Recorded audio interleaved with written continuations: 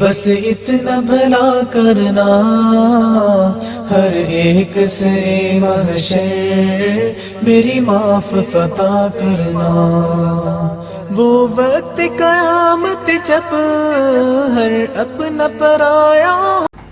ناظرین گرامی السلام علیکم ورحمۃ اللہ وبرکاتہ، میں ہوں آپ کا میزبان انصار عزیز ندوی، اور آپ اس وقت سیدھی بات کے جاری پروگرام پیغام فرقان کی 30ویں قسط ملاحظہ فرما رہے ہیں۔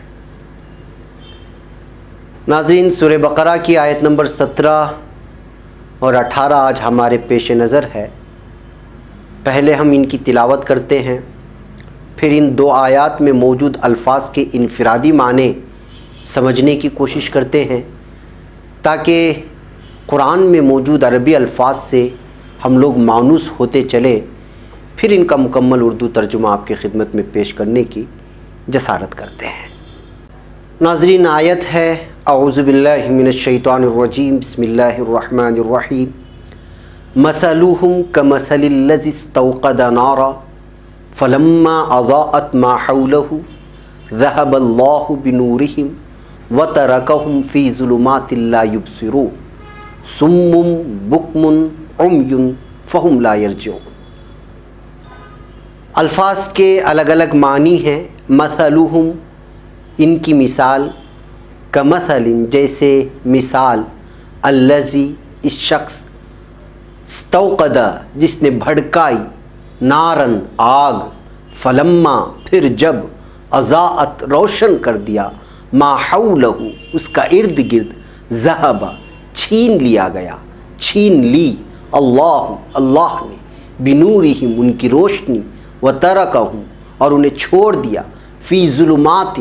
اندھیروں میں، لا یبصرون، وہ نہیں دیکھتے، صم، بہرے، بکم، گونگے، عمی، اندھے، فہم، سو وہ، لا یرجعون، نہیں لوٹیں گے۔ ناظرین، اب ہم اس کو ملا کر کے ترجمہ دیکھتے ہیں۔ ان کی مثال اس شخص کی سی ہے جس نے شب تاریک میں آگ جلائی،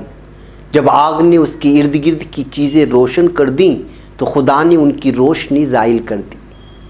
اور ان کو اندھیروں میں چھوڑ دیا کہ کچھ نہیں دیکھتے۔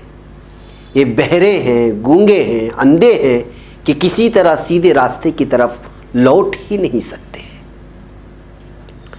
ناظرین، آج ہم ان آیات کی روشنی میں بتائیں گے کہ شرک، کفر اور نفاق کے مابین کیا فرق ہے۔ مثال کو عربی میں مثیل بھی کہتے ہیں، اس کی جمع امثال آتی ہے، جیسے قرآن میں 29ویں سورہ عنکبوت کی آیت 43 میں ہے، وَتِلْكَ الْأَمْثَالُ نَضْرِبُهَا لِلنَّاسِ وَمَا يَعْقِلُهَا إِلَّا الْعَالِمُونَ، یعنی یہ مثالیں ہم لوگوں کے لیے بیان کرتے ہیں جنہیں صرف عالم ہی سمجھتے ہیں۔ اس آیت شریفہ کا مطلب یہ ہے کہ جو منافق گمراہی کو ہدایت کے بدلے اور اندھے پن کو بینائی کے بدلے خرید لیتے ہیں، ان کی مثال اس شخص کی جیسی ہے جس نے اندھیرے میں آگ جلائی، اس کے دائیں بائیں کی چیزیں اسے نظر آنے لگیں، اس کی پریشانی دور ہو گئی اور فائدے کی امید بندی کے دفعتاً آگ بجھ گئی اور سخت اندھیرا چھا گیا، نہ تو نگاہ کام کرنے لگی، نہ راستہ ہی معلوم ہونے لگا۔ اور اس پر متضاد یہ کہ وہ شخص جو خود بہرا ہو، کسی کی بات کو نہیں سن سکتا ہو، گونگا ہو کہ کسی سے کچھ دریافت نہیں کر سکتا ہو، اندھا ہو کہ جو اپنی بصارت کی روشنی سے کام نہیں چلا سکتا ہو، ایسی صورت میں بھلا وہ کیسے راہ پا سکے گا؟ ٹھیک اسی طرح یہ منافق بھی اسی فطرت کے حامل ہیں کہ ہدایت کو چھوڑ کر اپنی راہ راست گم کر بیٹھے ہیں اور بھلائی کو چھوڑ کر برائی سے محبت کرنے لگے۔ اس مثال سے پتہ چلتا ہے کہ ان لوگوں نے ایمان قبول تو کر لیا، لیکن حیرت انگیز طور پر کفر کی روش اختیار کر لی، جیسا کہ قرآن کریم میں کئی جگہ پر یہ صراحت موجود ہے۔ واللہ اعلم۔ ناظرین، امام رازی رحمۃ اللہ علیہ نے اپنی تفسیر میں یہی نقل کیا ہے، پھر کہا ہے کہ یہ تشبیہ بہت ہی درست اور صحیح ہے، اس لیے کہ اولاً تو ان منافقون کو نور ایمان حاصل ہو، پھر ان کے نفاق کی وجہ سے نور ایمان کی نعمت چھن گئی ہو اور یہ حیرت میں پڑ گئے، اور دین گم ہو جانے کی حیرت سے بڑی حیرت اور کیا ہو سکتی ہے جس کا دین ہی گم ہو گیا ہو۔ امام ابن جریر رحمۃ اللہ علیہ فرماتے ہیں کہ جن کی یہ مثال بیان کی گئی ہے انہیں کسی وقت ایمان تو نصیب ہی نہ ہوا تھا، کیونکہ پہلے فرمان الہی گزر چکا ہے کہ وما ہم بمؤمنین، یعنی گویا کہ زبان سے اللہ تعالیٰ پر اور قیامت کے دن پر ایمان لانے کا اقرار تو کرتے ہیں مگر حقیقتاً یہ ایماندار نہیں ہیں۔ در حقیقت اس آیت مبارکہ میں ان کے کفر و نفاق کے وقت کی خبر دی گئی ہے۔ اس سے یہ بات ثابت نہیں ہوتی کہ اس حالت کفر و نفاق سے پہلے کبھی انہیں ایمان حاصل نہیں ہوا۔ ممکن ہے ایمان لائے ہوں، پھر اس سے ہٹ گئے ہوں اور اب دلوں میں مہریں لگ گئی ہوں گی۔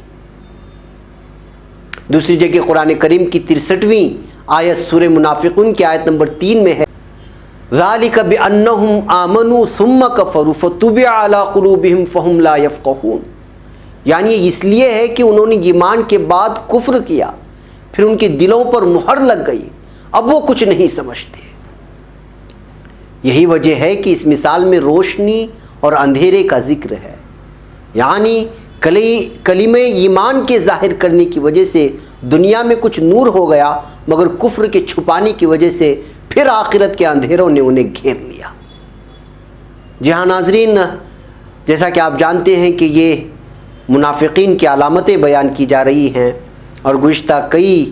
قسطوں سے آپ دیکھ رہے ہیں کہ اللہ تعالیٰ منافقوں کا تذکرہ کھول کھول کر کے الگ الگ انداز میں بیان کر رہا ہے کہ کس طرح ان کی دلوں میں کجی ہوتی ہے، اندھیرا ہوتا ہے، کس طرح وہ بے وقوفی کرتے ہیں اور اپنی ایمان کو ظاہر کرتے ہیں کچھ لوگوں کے سامنے، لیکن ان کے اندر کفر اور